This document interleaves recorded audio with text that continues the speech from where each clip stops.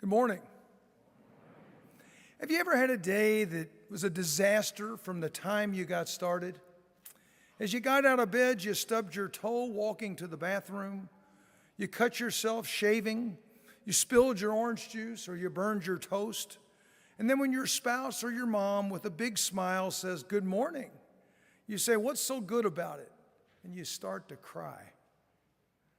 When our girls were young and the day started off like that, Joanne would suggest that they go back upstairs for a do-over because she knew that unless they went into the day with some inner peace, the chances of having a good day were little or none. Peace of mind is important to God.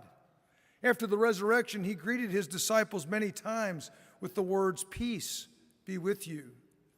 It was more than a casual greeting.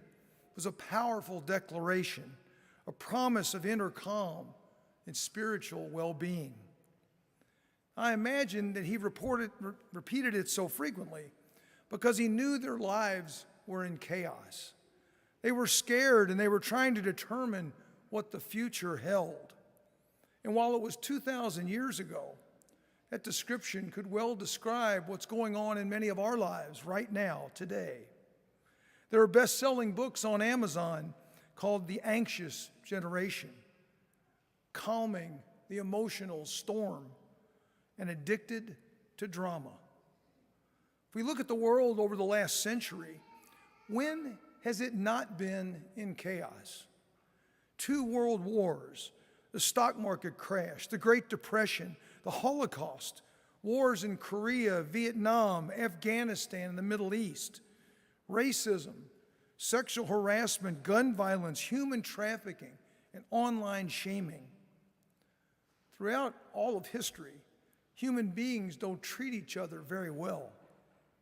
And even worse, today our society is so polarized, we find it difficult to even talk to each other while searching for a better way.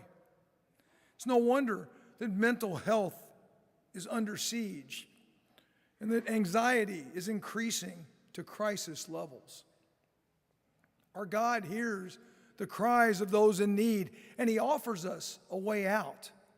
As he is preparing to go back to the Father, he tells us, "Peace I leave with you, my peace I give you.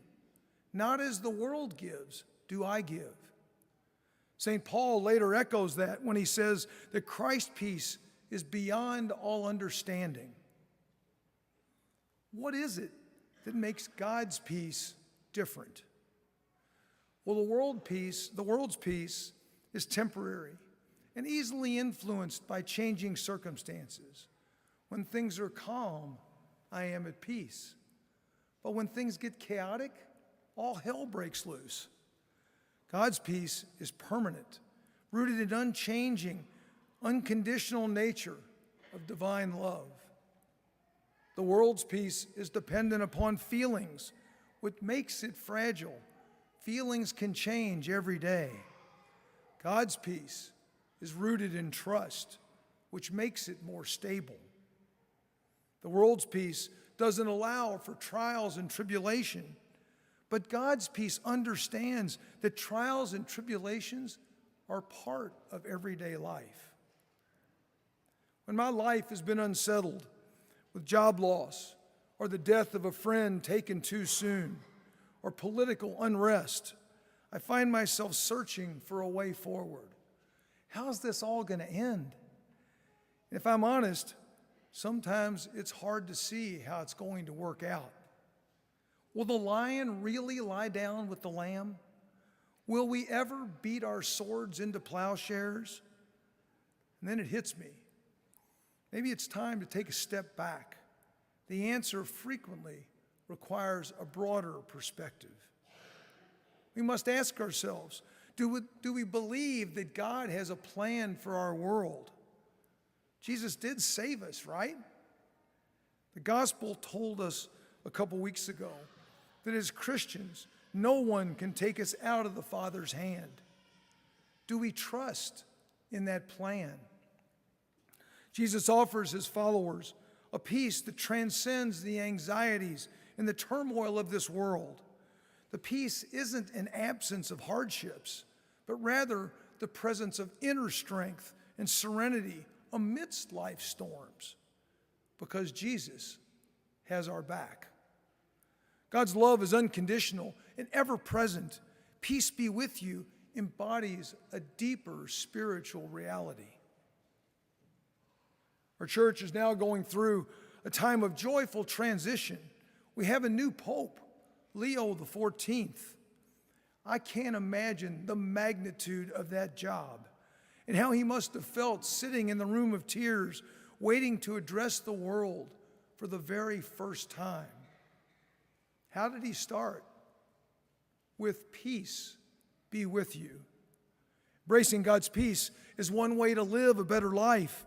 It reduces fear and anxiety as we realize that God's in charge. It assures us that whatever happens in the world, God's love is bigger and unconditional. And it gives us a clear head to address the challenges of the day. In the midst of chaos, it acts as a spiritual do-over. Last weekend, when Pope Leo presided at the Mass to begin his pontificate, he summarized his focus. Brothers and sisters, our first great desire should be for a united church, a sign of unity and communion, which becomes a leaven for a reconciled world. How might we do that? He spoke of three things. First, let's build on a solid foundation, our relationship with Jesus. Our gospel tells us, whoever loves me will keep my word, and the Father and I will make our dwelling in him. We love because God loved us first. It gives us supernatural strength in times of need. Second, let's be bridge builders. God wants us to be one in the one, Jesus Christ. He wants us to be one in the one, Jesus Christ. Let's stand against polarization as peacemakers, inviting others into community with dialogue. And third, let's be a beacon of Christ's light, bringing God's love as leaven for a challenged world. May our lives be an example that Christ's plan is a better way to live. May they know that we are Christians by our love for those close to us and for those on the other side, whoever and whatever that might be. Certainly, there's a lot of chaos in the world, and it can be overwhelming. One of Satan's tricks is to use mind games to tell us that it's never going to get any better, because he wants us to forget the truth of the gospel. But Jesus extols, do not let your hearts be troubled. Have faith in God and faith in me. Our faith, our trust in Jesus sends a powerful message to the world, a testament to the enduring power of love and the hope that it brings, a call to stay close to Christ, to seek harmony in our relationships, to embrace a life of love and understanding. It's a gift we can give ourselves. It's there for the taking. We just have to embrace it. And it's a gift that we can offer to others, a gift that transcends time and circumstance.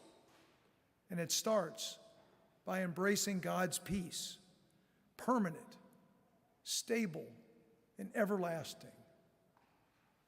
Peace be with you.